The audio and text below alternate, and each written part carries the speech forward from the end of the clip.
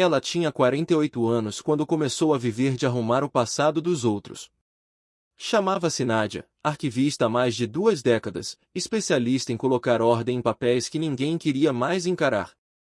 Empresas falidas, cartórios esquecidos, acervos de gente importante. Ela já tinha visto de tudo: testamentos rasgados por raiva, contratos assinados por quem nunca soube ler, bilhetes apaixonados perdidos no meio de relatórios fiscais. Mas naquela manhã nublada, quando o táxi parou diante do portão de ferro de um casarão antigo, ela sentiu que havia algo diferente. Era como se aquele lugar, com suas janelas altas e pintura gasta, a observasse de volta. Como se, mais do que um serviço, estivesse prestes a ser convocada para ouvir uma história que ainda não tinha sido contada até o fim. Enquanto pagava o motorista, prendeu o cabelo num coque prático, ajeitou os óculos de armação fina e abraçou a pasta onde carregava contrato, canetas e um caderno de capa dura que usava em todos os trabalhos. Ali, além de anotar códigos e numerações, registrava pequenas impressões, cheiros, nomes, datas. Era o jeito dela de não deixar que as histórias virassem só caixas numeradas. Antes de tocar a campainha, respirou fundo. Por dentro, carregava mais papéis do que os que trazia na pasta. Uma separação que deixará silêncios, uma relação quase quebrada com a irmã adotiva, com quem não falava direito desde o velório da mãe. E aquela pergunta que, mesmo depois de tantos anos, nunca tinha ido embora: por que eu, entre tantas crianças, fui a escolhida para ser adotada? A mãe sempre respondia com um sorriso doce e frases curtas. Teve amor, mas nunca teve respostas. Se você conhece alguém que vive carregando perguntas caladas sobre o próprio passado, já se prepara, porque essa história é para vocês dois. E, antes de seguir, se essas memórias que o tempo insiste em trazer à tona tocam algo aí dentro, já aproveita para deixar o like, se inscrever no canal e continuar ouvindo. Histórias assim parecem do outro, até o momento em que batem na nossa porta também. A campainha ecoou longa lá dentro. Alguns instantes depois, o portão se abriu com um rangido pesado de ferrugem e hábito. Quem o empurrou foi um senhor alto, muito magro, pele clara cheia de manchas da idade, cabelos ralos penteados para trás, usando um suéter de lã marrom mesmo com um dia abafado. Dona Nádia? A voz dele era rouca, mas firme. Sim, senhor. Ela sorriu, cordial. O senhor é o senhor Herculano? Sou eu mesmo. Ele abriu um pouco mais o portão. Entre. Cuidado com esse degrau, vive enganando. O caminho até a porta principal era de pedras irregulares, com mato insistindo crescer nas frestas. O jardim devia ter sido lindo um dia, pensou Nádia, ao notar canteiros antigos, roseiras sem poda e um banco de ferro coberto de folhas secas. Era o tipo de lugar em que fotos felizes deviam ter sido tiradas, festas, risos ecoando. Agora, reinava um silêncio denso, respeitoso. Dentro, o casarão cheirava a madeira encerada e papel guardado demais. O piso antigo rangia sob seus passos, as paredes exibiam retratos em preto e branco emoldurados com cuidado. Rostos sérios, roupas elegantes, poses de outra época. A senhora vai cuidar dos arquivos lá do fundo, explicou Herculano, caminhando à frente, com passos mais curtos que a perna alta parecia querer dar. Tem muita coisa. Meu pai guardava tudo, depois minha irmã também, e eu fui deixando. Ele parecia envergonhado pela desordem futura, como se estivesse prestes a expor um segredo. Fique tranquilo, disse Nádia, num tom que usava muito, não existe muita coisa para quem trabalha com arquivo. Existe só o que ainda não foi organizado. Ele soltou um riso breve, um pouco surpreso. Aqui era o escritório. Empurrou uma porta dupla, revelando uma sala grande com estantes de madeira nas paredes, uma mesa pesada no centro e, ocupando metade do espaço, caixas e mais caixas de papel pardo, algumas abertas, com papéis transbordando. Isso tudo era para ter sido mexido quando minha irmã ainda era viva. Mas a vida foi acontecendo, a gente vai empurrando com a barriga. Nádia pousou a pasta na mesa, percorreu com o olhar as lombadas de pastas antigas, caixas numeradas a lápis, maços amarrados com barbante amarelado. O senhor quer que eu preserve alguma ordem original ou posso reestruturar tudo do zero? Eu queria que a senhora fizesse do jeito certo, respondeu, coçando o queixo. Do jeito que isso aqui merecia ter sido feito há muito tempo. Quando ele falou isso aqui, ela teve uma impressão estranha. Soava menos como se falasse dos papéis e mais como se referisse à própria história. Ao passado inteiro que continuava ali, espremido em instantes. Eles conversaram alguns minutos sobre prazos, valores, prateleiras. Ele lhe deu uma chave de ferro pequena. É do armário que fica trancado, explicou, apontando com o queixo para um móvel alto num canto. Minha irmã que não deixava ninguém mexer. Desde que ela se foi, nunca mais encostei ali. Talvez esteja na hora. Minha irmã. A expressão carregava algo que Nádia reconheceu, o peso de falar de quem foi embora e deixou um buraco específico. Lembrou da própria irmã, Júlia, da última discussão, da frase atravessada que soltou no calor do momento. Você nunca vai entender o que é viver com metade da própria história apagada. Havia se arrependido no minuto seguinte, mas o orgulho fez o silêncio crescer entre as duas. Começou o trabalho na mesma tarde. Abriu a primeira caixa, separou documentos por tipo, cartas, recibos, fotografias, recortes de jornal. Os dedos habilidosos moviam-se com cuidado, como quem mexe em algo vivo. Nas primeiras horas, deu para notar um padrão. Havia muita coisa em nome de um senhor Augusto Furtado, deveria ser o pai de Herculano, e, em muitos envelopes antigos, um nome feminino surgia em letra caprichada, Olinda. Às vezes, apenas pó. Cartões de aniversário, bilhetes presos a fotos, para o mano querido, com carinho, ó. Uma fotografia chamou sua atenção. Mostrava uma jovem de uns 20 e poucos anos, sorriso aberto, cabelos escuros presos num coque frouxo, usando um vestido claro com cintura marcada e uma fita na gola. Ao lado dela, um menino de uns 10 anos, talvez Herculano, pensou, segurando um livro contra o peito. Ao fundo, aquele mesmo casarão, bem pintado, com jardim florido. No verso, lia-se, no dia em que prometi ser sempre o porto seguro do meu irmão. Ó, 1963. Nádia segurou a foto por mais tempo do que o necessário. Havia uma expressão no rosto daquela mulher que lhe parecia familiar. Não o rosto em si, mas o jeito de olhar de quem faz promessas que, sem perceber, vão cobrar um preço alto no futuro. Os dias se seguiram num ritmo silencioso. Pela manhã, ela chegava com uma garrafa de água e um lanche simples, colocava uma música suave no fone, sempre o volume baixo, para ouvir se alguém chamasse, e mergulhava na poeira das décadas. De vez em quando, Herculano passava pela porta, perguntava se precisava de café, se estava tudo bem. Encontrei mais umas pastas no quarto de cima, comentou, certa tarde, apoiando-se no batente. Minha irmã guardava coisas no armário dela também. Quando quiser, te ajudo a trazer. Claro, senhor Herculano. Assim que eu terminar esse bloco aqui, podemos vir. Ela foi criando, quase sem perceber, um carinho silencioso por aquele velho homem que vivia sozinho num casarão grande demais. Havia algo de digno e, ao mesmo tempo, de perdido na forma como ele andava pelos corredores, como se buscasse, a cada passo, alguém que já não morava ali. O armário trancado acabou ficando por último numa das semanas. Nádia adiava por pura intuição. Como se soubesse que, ao girar aquela chave, estaria abrindo mais do que uma porta de madeira. Num fim de tarde de sexta-feira, o vento lá fora assobiava pelas frestas das janelas. O céu ameaçava a chuva. Os papéis que ela vinha numerando estavam em pilhas organizadas sobre a mesa, e o escritório tinha finalmente começado a respirar. Acho que hoje é um bom dia para a gente encarar o armário, não acha? Herculano sugeriu, numa tentativa tímida de leveza. Ela sorriu. Acho que sim. Vamos dar uma espiada nesse mistério. Ele caminhou devagar até o móvel alto, a madeira escura cheia de arranhões, a fechadura antiga pedindo a chave que ela trazia no bolso.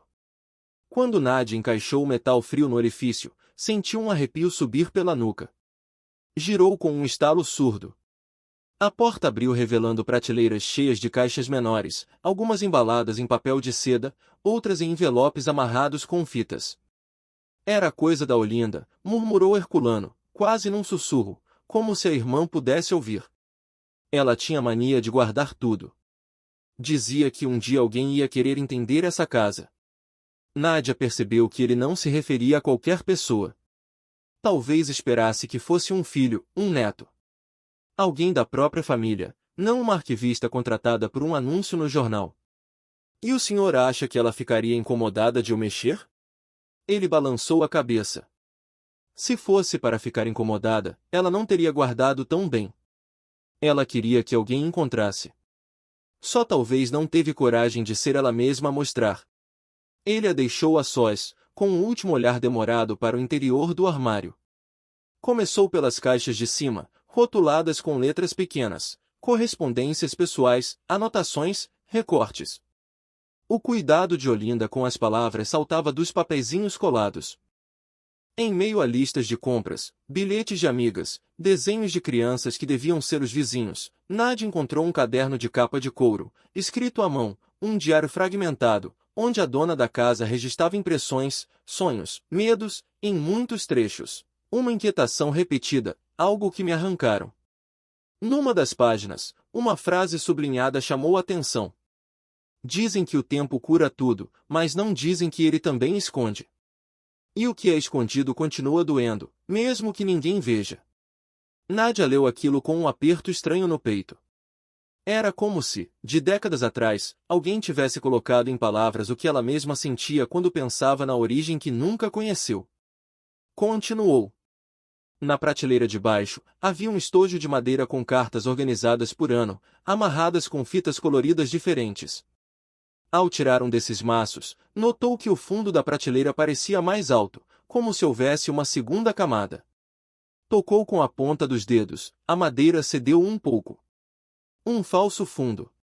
O coração começou a bater mais rápido. Com cuidado, levantou a chapa fina. Embaixo, em vez de mais madeira, um espaço estreito, onde estava apenas um objeto, um envelope creme, mais escurecido nas bordas, sem selo, com a aba colada, o papel já meio ondulado pelo tempo. No rosto, em letra caprichada e firme, lia-se apenas: para quem um dia se reconhecer nessas palavras. Nádia ficou alguns segundos parada, só encarando aquilo. O silêncio do escritório pareceu se espessar. O som da chuva, que havia começado lá fora, chegou pela fresta da janela como um murmúrio distante. Segurou o envelope com as duas mãos. Sentiu-o frágil, mas surpreendentemente inteiro. Aquilo não era uma simples carta. Era algo que alguém havia querido esconder e, ao mesmo tempo, garantir que não desaparecesse de vez. Ela olhou em volta, como se precisasse se certificar de que realmente estava sozinha, e só então abriu devagarinho a aba colada, para não rasgar. Dentro, um conjunto de folhas dobradas com cuidado. A mesma letra bonita ocupava as linhas, com poucas rasuras. No canto superior, uma data, 17 de agosto de 1978. Embaixo, duas palavras: meu filho. Os olhos de Nádia correram pelo começo do texto, e algo dentro dela mudou de compasso. Meu filho. Se você estiver lendo esta carta, é porque, de algum jeito que eu não consigo imaginar hoje, o tempo fez o que eu não pude fazer, te trouxe até mim. Talvez você tenha crescido em outra casa, com outros braços, outro sobrenome. Talvez me odeie sem saber meu nome. Talvez nem desconfie que um dia foi arrancado de mim. Mas eu precisei escrever, mesmo que estas linhas nunca encontrem seus olhos. Ela leu, linha após linha, com um nó na garganta apertando. Olinda contava que engravidara jovem, de um homem que amava e que prometera muito, mas que, diante da notícia, recuou. Falava do pai rígido, das convenções, da vergonha. Da decisão tomada sem consultá-la. Do bebê levado ainda no hospital, colocado nos braços de outra mulher. Disseram que era o melhor para você, dizia um trecho. Eu ouvi que eu era egoísta por querer te segurar. Que não teria como te criar sozinha, que era melhor esquecer. Mas como é que se esquece uma parte do próprio corpo que sai de dentro da gente e continua respirando em outro lugar? Nádia sentiu as letras ficarem borradas. Precisou tirar os óculos e enxugar os olhos com as costas da mão. Algo nos detalhes a atingia de uma forma estranha, a maneira como Olinda calculava mentalmente a idade que o filho teria hoje, a cada aniversário que passava. As pequenas pistas sobre a adoção, sei apenas que foram para uma cidade pequena à beira do mar, que o novo pai trabalha em uma oficina, que a mulher me olhou com olhos marejados quando te levou no colo. Itapoá. A palavra apareceu ali, no meio de um parágrafo, e o mundo de Nádia parou. Líquido, suspenso. Itapoá. Era a cidade da sua infância. Ela releu 3 vezes, como se pudesse ter entendido errado, mas não havia engano. Olinda mencionava a cidade pelo nome, falava do cheiro do mar, da rua principal com calçamento de pedras, da igreja branca de portas azuis logo na entrada da cidade. Nádia conhecia aquela igreja. Tinha fotos de criança sentada na escadaria, com as pernas finas balançando e um sorvete na mão, rindo ao lado de um casal que, para ela, sempre foi pai e mãe.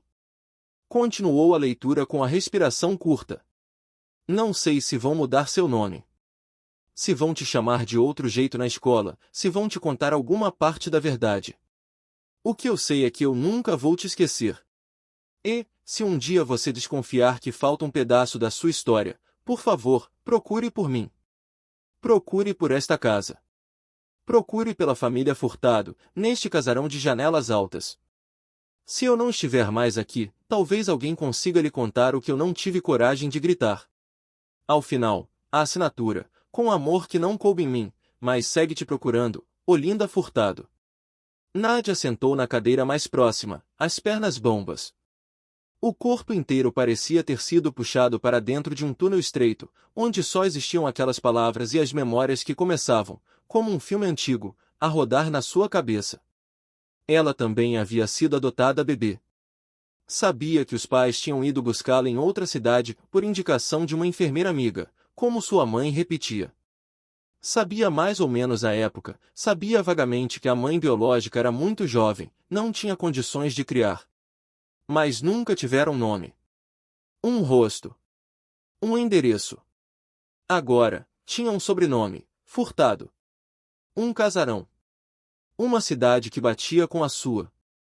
O coração disparou de um jeito desconfortável. Era muita coincidência para ser só coincidência. Ao mesmo tempo, a mente treinada para organizar fatos pediu calma. Ela respirou fundo, dobrou de novo as folhas com extremo cuidado como se estivesse tocando algo sagrado, devolveu-as ao envelope. Por alguns minutos, ficou olhando para as próprias mãos. Elas tremiam de leve. Havia 2 opções, esconder aquilo e fingir que nunca encontrou, protegendo a vida que conhecia, ou encarar o abismo de perguntas que se abria diante de si. Quando levantou os olhos, viu, pela janela, a silhueta de Herculano atravessando o corredor. Caminhava devagar, com a mão direita apoiada na parede, como quem conhece cada degrau. E, de repente, a terceira opção se apresentou, não precisava fazer esse caminho sozinha. Naquele fim de tarde, chamou-o até o escritório. Senhor Herculano, a voz dela saiu mais baixa do que esperava. Acho que encontrei uma carta que pode ser importante. Para o senhor. Para a história da sua família. Ele franziu o senho, se aproximando devagar. Carta de quem? Da sua irmã. Da Olinda. O nome fez um silêncio grosso se instalar. Ele parou a meio passo, como se o chão tivesse ficado mais pesado. Olinda? Repetiu, quase num sussurro. Mas isso é impossível. Ela não escrevia cartas assim. Nádia estendeu o envelope.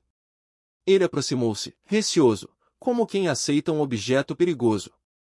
Ao ver a letra na frente, levou a mão livre à boca. É dela. Os olhos ficaram marejados numa rapidez inesperada. Essa letra é dela. O senhor quer que eu leia? Perguntou Nádia, entendendo que talvez a idade já não ajudasse nos detalhes das linhas miúdas. Ele assentiu, sentando na ponta da cadeira, o corpo inteiro inclinado para a frente. Ela respirou fundo e, com a voz firme apesar do aperto na garganta, começou a ler. Desde o meu filho até o com amor que não coube em mim. A cada frase, percebia o rosto de Herculano mudar. A princípio incrédulo, depois culpado, por fim completamente partilhado entre dor e ternura. Quando terminou, o velho homem tinha lágrimas correndo soltas. Não chorava alto. Era um choro antigo, contido, como de quem segurou muito por muito tempo. Eu não sabia que ela tinha escrito isso, murmurou, enfim. Eu sabia do bebê. Claro que eu sabia. Mas nunca soube que tinham mandado para Itapoá. Eu achava que tinham ido para outra região, outro estado. Meu pai nunca contou os detalhes. Nádia sentiu um arrepio quando ouviu de outra boca o nome da cidade. O senhor sabia que ela tinha sido obrigada. Não conseguiu terminar a frase. Ele balançou a cabeça, apertando os olhos. Eu era novo, mas não tão novo assim. Ouvia as brigas, os gritos. Meu pai chegou com o argumento pronto. É o melhor para a criança, para a família, para o nome. Minha mãe chorava no quarto. Olinda ficou em silêncio por semanas. Nunca mais foi a mesma. Ela o chamava de meu menino, mesmo sem saber o nome que deram depois. Nádia sentiu o peito doer em solidariedade por aquela jovem de outra época. Uma dor que atravessava décadas e ainda encontrava eco. E essa carta ficou escondida, ele continuou, olhando ao redor, como se pudesse enxergar o passado entre as estantes. Que estranho. Ela deve ter escrito e, na hora de mandar, travou. Ou alguém barrou. E ela, escondeu. Mas nem tão bem, né? Forçou um sorriso fraco. De um jeito que pudesse ser encontrada depois. Nádia hesitou alguns segundos. Havia uma pergunta queimando na ponta da língua. Senhor Herculano, começou, escolhendo as palavras com cautela. O senhor mencionou Itapoá. Eu cresci lá. Ele levantou o olhar, como se só então tivesse se dado conta. Cresceu lá? Sim. Ela segurou o envelope com mais força. Fui adotada ainda bebê. Meus pais adotivos moravam nessa cidade. Meu pai trabalhava numa oficina, como a carta diz. A precisou parar, respirando. A descrição é quase idêntica. Uma espécie de espanto reverente tomou o rosto daquele homem. Ele arregalou os olhos, recostando na cadeira, como se precisasse de apoio. Quantos anos a senhora tem? 48. Ele fez contas rápidas, mexendo os lábios sem som. O bebê nasceu em 77. A carta é de 78, quando ele já ia fazer 1 ano. Se ele ou ela foi para Itapoá naquela época, hoje teria, por volta disso. 47, 48. O silêncio que se seguiu não era mais só incômodo.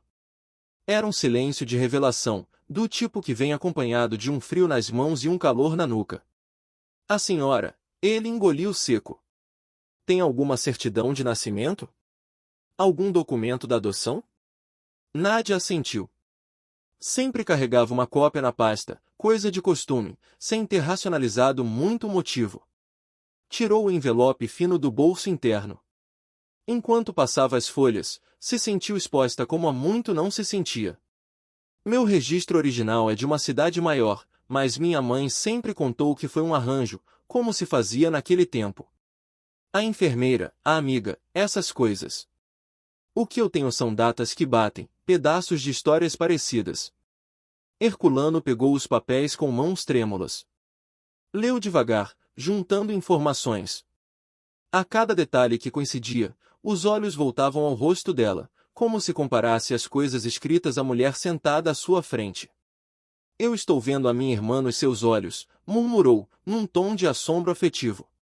Esse jeito de franzir a testa quando está tensa é igualzinho. Até o formato do queixo. Ele parecia falar consigo mesmo e com ela ao mesmo tempo.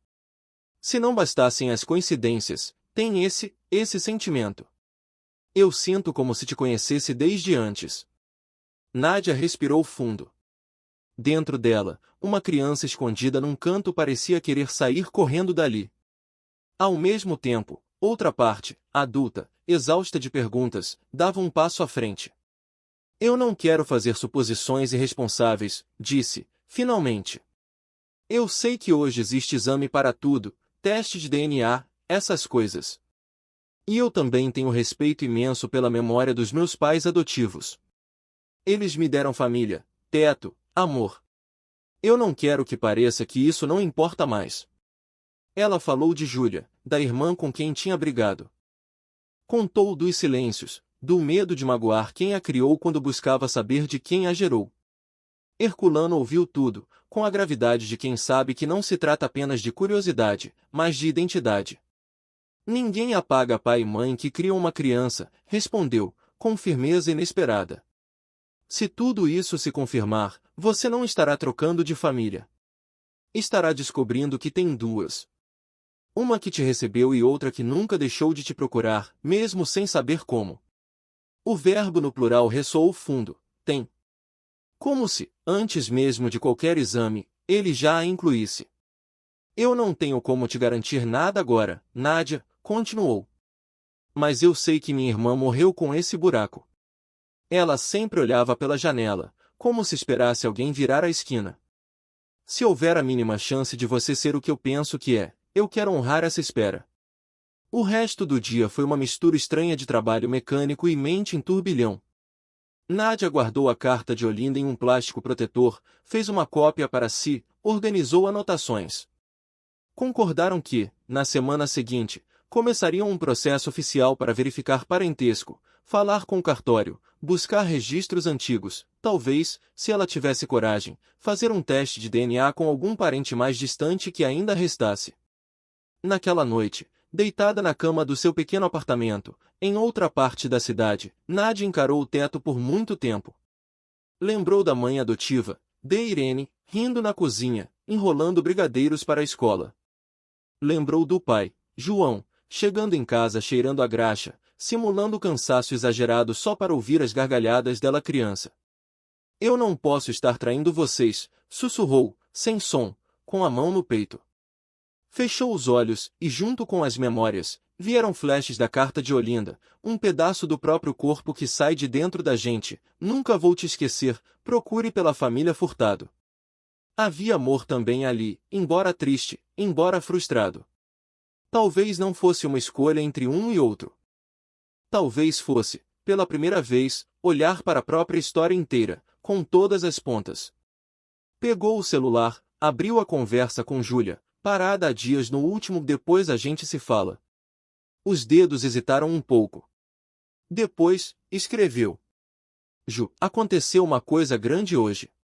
E eu queria que você soubesse antes de todo mundo. Antes de qualquer exame, qualquer certeza. Acho que descobri um pedaço da história que estava faltando. E por incrível que pareça, tem um casarão e uma carta no meio dessa história.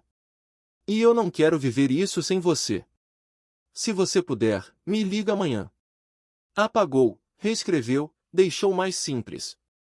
Ju, a gente precisa conversar. Mas dessa vez é para juntar as coisas, não para separar.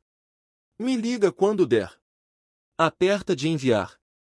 Sentiu um nó se desfazer, bem de leve.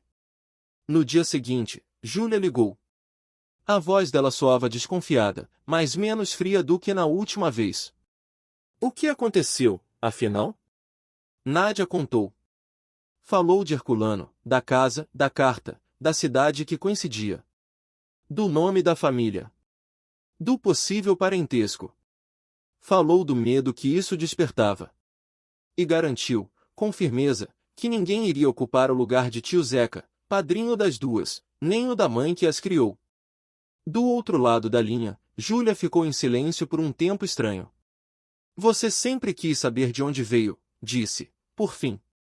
Eu só tinha medo de você descobrir algo que te machucasse ainda mais. Mas, pelo jeito, a vida te empurrou para isso de qualquer forma. Eu não vou ser a pessoa que vai ficar entre você e essa resposta. Só, me deixa participar, tá? Mesmo que eu não tenha o sobrenome que você talvez vá encontrar. As lágrimas que correram no rosto de Nádia agora eram diferentes. Havia perda, sim, mas também ganho. Pontes sendo reconstruídas. Eu queria muito que você viesse comigo, respondeu, enxugando os olhos. Quando eu for lá de novo, para conversar com ele, ver documento, seja lá o que for.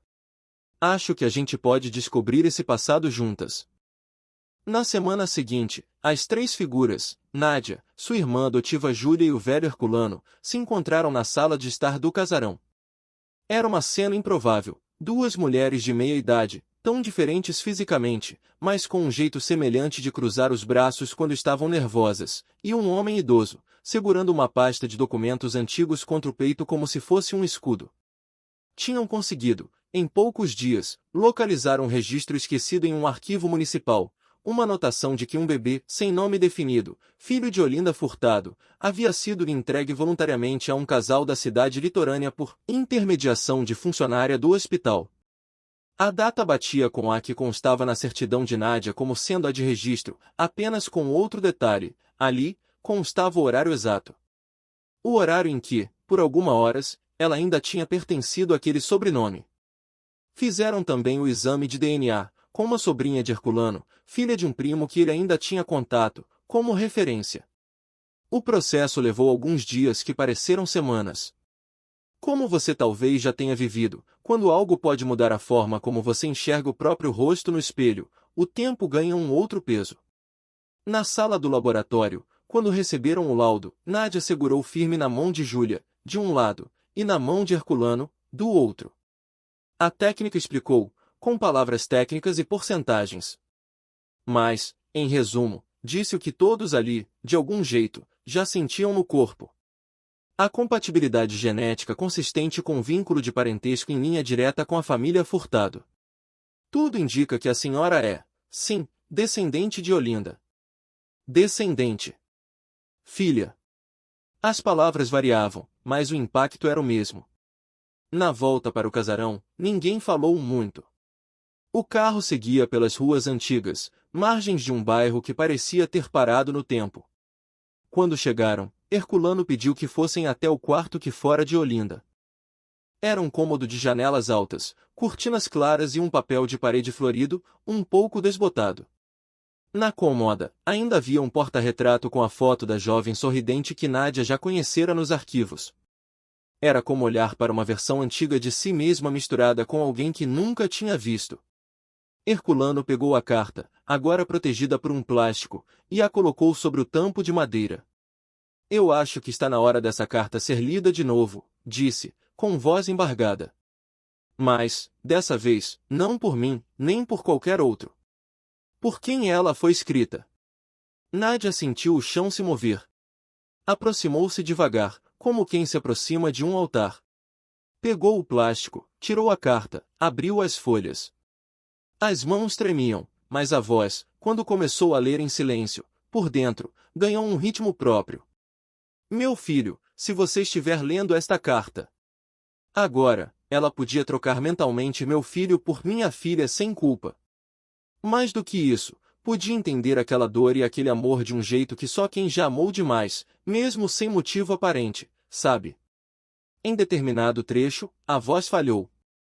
Júlia, que estava ao lado, aproximou-se e apoiou a cabeça no ombro da irmã. Vai, sussurrou. Ela esperou tanto por esse momento, sem saber que você ia ler. Nádia respirou fundo e terminou. Ao final, beijou suavemente o papel, como se beijasse uma testa invisível. Depois, encarou a janela, de onde entrava uma luz suave de fim de tarde. O quarto parecia mais claro. Eu tive duas mães, disse, devagar. Uma que me carregou no colo e outra que me carregou no peito sem nunca mais me ver. E, de um jeito torto, as duas fizeram a mesma coisa, me deixaram viver. Uma abrindo mão de mim, outra me segurando com todas as forças. Herculano enxugou os olhos, sem muita cerimônia. E agora você tem um tio chato, velho, que vai querer compensar 50 anos de aniversários não comemorados, tentou brincar, a voz falhando no final. Nádia sorriu entre lágrimas. Eu aceito. Mas você vai ter que dividir comigo, viu? Júlia entrou na brincadeira, apontando para si. Eu cheguei primeiro na fila de irmã da Nádia. Riram, e o riso naquele quarto tinha um som diferente. Era como se as paredes, acostumadas a segredos, precisassem se acostumar com o barulho leve da alegria. Nos dias que se seguiram, a rotina de Nádia no casarão mudou de significado. Ela continuava numerando caixas, digitalizando documentos, classificando fotos. Só que, agora, cada rosto juntado, cada nome finalmente colocado no lugar, também rearranjava, dentro dela, peças que pareciam soltas há décadas. Descobriu primos em fotos antigas, histórias sobre Olinda que a faziam rir e chorar. Soube que a tia gostava de cantar alto enquanto cozinhava, que era teimosa, que brigava por justiça com vizinhos, que tinha um jeito de abrigar todo mundo na casa, fosse por uma noite, fosse por um tempo maior. Em muitas dessas descrições, Nádia via ecos do próprio temperamento. Em paralelo, também revisitou Itapoá com outros olhos. Num fim de semana, levou Herculano até lá, acompanhado de Júlia. Foram à oficina onde o pai adotivo trabalhará. O prédio estava diferente, mas ainda ali. Passaram pela igreja das Portas Azuis, agora pintada de novo, mas com o mesmo formato de sempre. Na praça, sentaram num banco para tomar um café de garrafa térmica que Júlia tinha trazido. Nádia olhou ao redor e percebeu algo curioso. Tudo parecia menor do que na lembrança de infância, mas, ao mesmo tempo, mais carregado de significado. A vida da gente é isso aqui, né? Comentou, olhando a rua de pedras. Um monte de lugar por onde a gente passa achando que é só mais um dia. E, no fundo, tem coisas enormes acontecendo sem a gente saber. Herculano, com as mãos apoiadas na bengala, concordou. E tem cartas que levam décadas para encontrar os destinatários, completou. Mas, quando chegam, mudam tudo. Ele passou a mão pelos olhos, olhando a movimentação lenta da rua. Eu pensei que ia morrer levando o segredo da minha irmã comigo, confessou. Não porque eu quisesse esconder, mas porque não tinha mais para quem contar. Aí vem a vida e põe você aqui, no meu escritório, mexendo em caixas que ninguém mexeu. Parece história inventada. Mas é só o tempo fazendo o que sabe fazer. Ao ouvir aquilo, talvez você esteja pensando nas coisas que ficaram pelo caminho na sua própria história, uma conversa que nunca aconteceu, uma carta que você não teve coragem de mandar, um perdão que ficou preso na garganta. É curioso como, às vezes, basta uma pequena fresta para que tudo isso comece a se mover. No caso de Nádia, a fresta foi um envelope dormindo há décadas num falso fundo de prateleira. No seu, talvez seja um arquivo no fundo da gaveta, uma mensagem não enviada, um telefonema adiado. O ponto é que, enquanto a gente está vivo, sempre há essa chance de dar nome às coisas e juntar as partes. Meses depois, o trabalho de arquivo chegou ao fim. O escritório de Herculano estava irreconhecível, prateleiras organizadas, caixas identificadas, documentos protegidos. Ele brincava dizendo que, se morresse, ninguém ia poder reclamar de herança desorganizada. No último dia, enquanto assinavam o recibo final de serviço, ele colocou, ao lado do papel, uma pequena caixa de madeira, daquelas que guardam coisas de valor sentimental. Quero que você leve, disse, empurrando a caixinha na direção dela. O que é isso, senhor Herculano? Coisas da Olinda. Fotos, um anel, um lenço que ela gostava muito. Eu acho que ela ia gostar de saber que a filha tem um pedacinho dela para levar por aí. Nádia abriu a tampa com reverência. Lá dentro, uma foto de Olinda ainda mais jovem, um anel simples de prata, um lenço florido. O cheiro que subiu parecia ser de outro tempo, mas também estranhamente familiar. Eu não tenho como agradecer, sussurrou, com a voz embargada. Tem, sim. Ele sorriu, e nos olhos dele havia um brilho tranquilo. Mantendo essa história viva. Contando para quem vier depois que houve uma mulher que amou tanto um filho que escreveu uma carta sem saber se um dia ele ia ler. E que, mesmo demorando tanto, essa carta chegou. Ela guardou a caixinha na bolsa, apertando-a contra o peito por um instante. Naquele gesto, havia um pouco de despedida e um pouco de começo. Naquela noite, de volta ao apartamento, abriu o caderno de capa dura em que sempre anotava impressões dos arquivos. Em páginas anteriores, havia listas técnicas, números de caixas, datas. Mas, naquele dia, ela decidiu escrever diferente. Nem todo documento é só papel. Alguns são pontes. Hoje, uma carta atravessou 47 anos para me encontrar. Entre uma prateleira secreta e uma cidade à beira-mar, descobri que meu nome cabe em mais de uma árvore genealógica. Não perdi nada. Ganhei raízes novas, sem arrancar as antigas.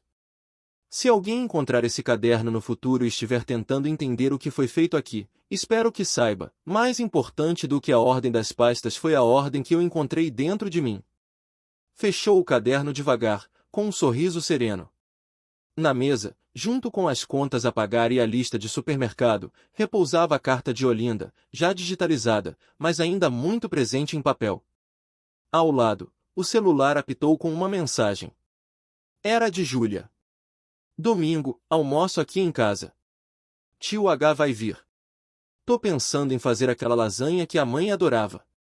Acho que ela ia gostar de ver a gente assim. Nádia sentiu os olhos arderem de novo, mas, dessa vez, de gratidão. Respondeu. Chego cedo para ajudar. Levo a sobremesa. E a carta? Ao enviar, percebeu que, pela primeira vez em muitos anos, sentiu uma espécie de paz. Não a paz que vem de ter todas as respostas, porque sempre vão surgir perguntas novas. Mas a paz de ter, pelo menos, encontrado o caminho de volta a algumas delas. E é isso que o passado faz, quando a gente tem coragem de abrir as caixas e encarar as letras amareladas, ele deixa de ser um peso parado e vira uma voz. Uma voz que não grita, mas insiste. Que não obriga, mas convida. Uma voz que, às vezes, traz dor, mas quase sempre oferece também um lugar de pertencimento. Se essa história tocou alguma coisa aí dentro, talvez seja a hora de você também abrir uma gaveta que vem evitando, escrever a mensagem que sempre engasga, ligar para aquela pessoa com quem ficou algo por dizer. O tempo esconde, mas você ainda tem a chance de revelar. Se essa voz do passado falou com você hoje, eu te convido a curtir esse vídeo, se inscrever no canal e compartilhar com alguém que carrega perguntas antigas dentro do peito. Quem sabe essa história não é a carta que essa pessoa estava esperando há anos, sem nem saber. Você acabou de ouvir uma das vozes do passado. Algumas histórias não morrem. Elas apenas esperam quem as escute.